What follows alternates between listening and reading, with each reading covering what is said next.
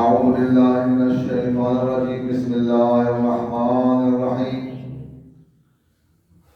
الحمد لله رب العالمين الواحد الأحد الفرد الصمد الذي لم يلد ولم يولد ولم يكن له كفوا أحد.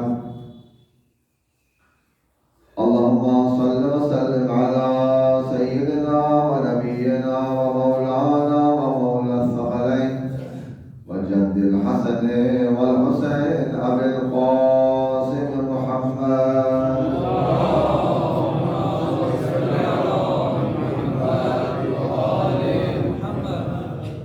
اللهم صل وسلم على أمير المؤمنين وإمام المتقين ومولى الموحدين علي بن أبي طالب.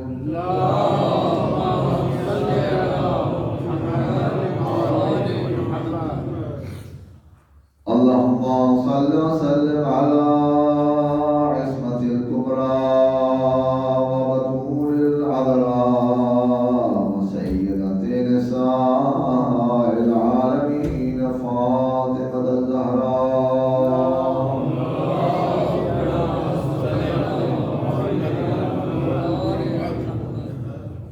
اللهم صل وسلم على الحسن المجتبى وعلى الحسين شهيد كربلاء سيدي شباب أهل الجنة. اللهم صل وسلم على علي بن حسين زين العابدين وعلى محمد بن علي باطل علوم الأولين والآخرين. اللهم صل وسلم على جعفر بن محمد الصادق البار الأمين وعلى موسى بن جعفر الكاظم.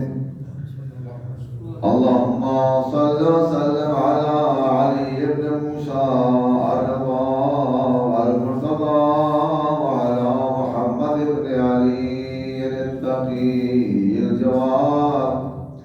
اللهم صل وسلم على علي بن محمد النبي الهادي وعلى الحسن بن علي الزكي العسكري. اللهم صل وسلم على القائم المنتظر المهدي صلوات الله وسلامه عليهم أجمعين. صلوات الله وسلامه عليهم أجمعين ولعنة الله على أعدائهم ملعونين من يوم عداوتهم إلى أبد الآبدين. أما بعد، يا عباد الله، أوصيكم ونفسي بتقوى الله. صلى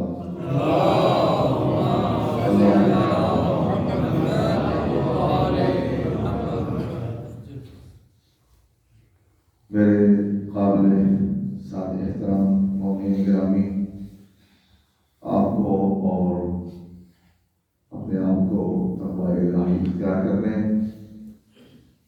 اس خالق اور مالک کی اطاعت اور بندگی کرنے اور اس کی معصیت سے بچنے کی سفارش کرتا ہوں۔ حدیث رسول ثقلین صلی اللہ علیہ وسلم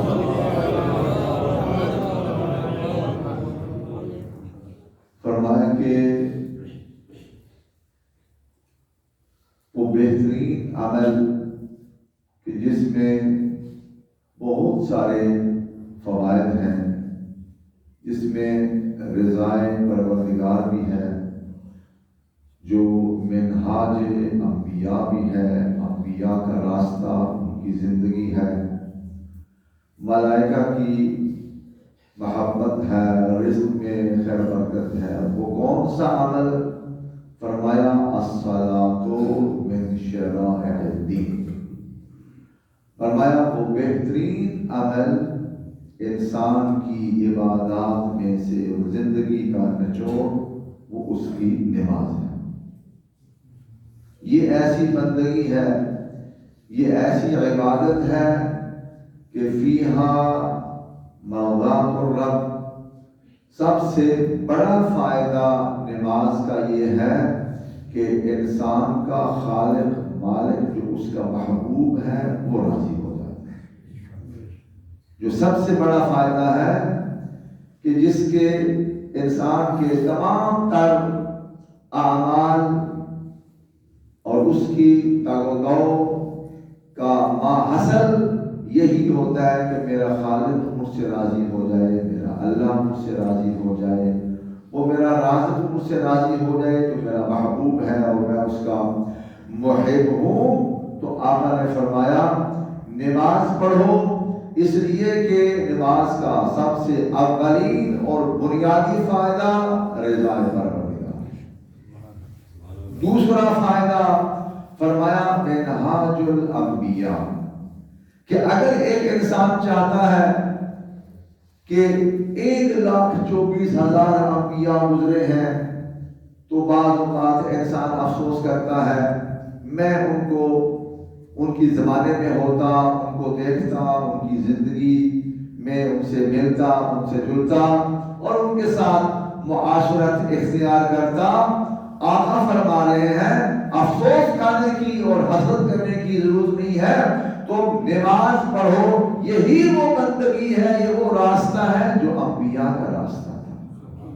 منہاج الانبیاء، جو سنت انبیاء تھی، جو ان کا طریقہ تھا، جو ان کی روش تھی، جو ان کا راستہ تھا، ان کا راستہ یہی عبادت، یہی نماز۔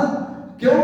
چونکہ نبیوں کو بھی اللہ نے اسی چیز کا حکم دیا ہے جس کا عوام کو حکم دیا ہے، پبلک کو حکم دیا، اولاد آدم کو، عام لوگوں کو حکم دیا، اور پھر اس چیز کو سکھانے کے لیے نمونے اور ماڈل بھیجے جو 1,24,000 انبیاء ہیں۔ لہذا نماز پڑھو، رضا پروردگار ہے تو نماز میں، سنت اور روش انبیاء ہے تو نماز میں۔ تیسرا فائدہ فرمایا حب الملائکہ، جب انسان نماز پڑھتا ہے تو للمصلی حب الملائکہ، نماز گزار پر ملائکہ محبت کرنے شروع کرتے ہیں، اس سے محبت کرتے ہیں، عشق کرتے ہیں۔ اور جب فرشتے جو معصوم مخلوق ہے، جو کبھی معصیت نہیں کرتی، تو سمجھ لو کہ ایک معصوم مخلوق جب محبت کرے گی تو وہ اسی وقت کرتی ہے جس سے محبت کرتی ہے کہ وہ مخلوق بھی اللہ کا مطیع ہو، کیونکہ ملائکہ معصوم ہے، لہذا وہ بھی اس حالت میں محبت کرتے ہیں انسان سے کہ جس حالت میں یہ اللہ کی رضا کو حاصل کرنا شروع ہو جاتا ہے۔ تو انسان سے ملائکہ محبت کرتے ہیں۔ اور فرمایا اور کیا فائدہ ہے؟ فرمایا اسی نماز میں انسان کے رزق میں اضافہ ہوتا ہے، کیونکہ دعا کرتا رہتا ہے کہ یا اللہ مجھے فلاں عطا کر، یہ عطا کر، یہ عطا کر، دعائیں کرتا رہتا ہے۔ فرمایا تیرے مال و دولت کی فراوانی اور وسعت چاہتا ہے تو نماز پڑھ، اور اگر مال انسان اکٹھا کر بھی لے تو بعض اوقات اربوں خربوں پیسہ آ جاتا ہے، برکت نہیں رہتی، ختم ہو جاتا ہے، پریشانیاں ہیں۔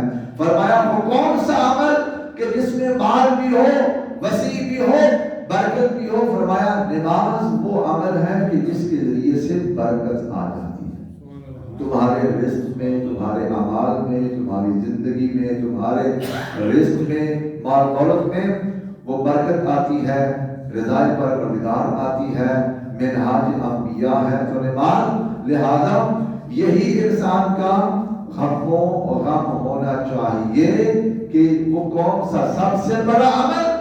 آخر نے فرمایا وہ بندگی پروردگار، وہ نماز ہے جو افضل ترین عمل ہے، کہ اتنی اہمیت ہے اس نماز کی کہ اگر یہ نماز انسان کا عمل قبول ہو گیا تو قبلت ما سواہا، باقی اعمال خود بخود قبول ہو جائیں گے. لیکن اس پہلے سوال میں انسان فیل ہو گیا. رد ما سواہا، اگر یہی عمل اس کا مسترد ہو گیا، ریجیکٹ ہو گیا، اس میں ناکام ہو گیا، تو فرمایا رد ما سواہا، اس کے بعد باقی عمل فضول ہے اور وہ سارے کے سارے انسان کے رد کر دیے جائیں گے. اور ان تمام اعمال کی قبولیت کی جو شرط ہے وہ الحمدللہ آپ کے پاس نہیں تو دنیا میں کس انسان کے پاس ہے. وہ کون سی چیز ہے جو نماز کی قبولیت کی شرط ہے، جو روزہ، حسنات، اعمال؟ فرمایا مودت اور محبت محمد و آل محمد. سلمان پڑھے اہل